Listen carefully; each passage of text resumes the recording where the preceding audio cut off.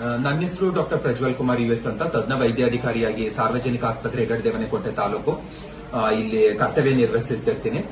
ನಮ್ಮಲ್ಲಿ ಕರ್ನಾಟಕ ಸರ್ಕಾರದಿಂದ ಹೊಸದಾಗಿ ಡಾಕ್ಟರ್ ಪುನೀತ್ ರಾಜ್ಕುಮಾರ್ ಹೃದಯ ಜ್ಯೋತಿ ಯೋಜನೆ ಅನ್ನೋ ಒಂದು ಪ್ರೋಗ್ರಾಮ್ ಅನ್ನ ಸ್ಟಾರ್ಟ್ ಮಾಡಿದ್ದಾರೆ.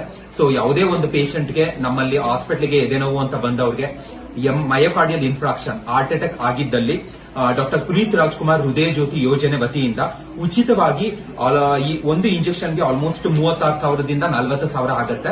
ಅದನ್ನ ಕರ್ನಾಟಕ ಸರ್ಕಾರದಿಂದ ಫ್ರೀಯಾಗಿ ಕೊಟ್ಟಿದ್ದಾರೆ.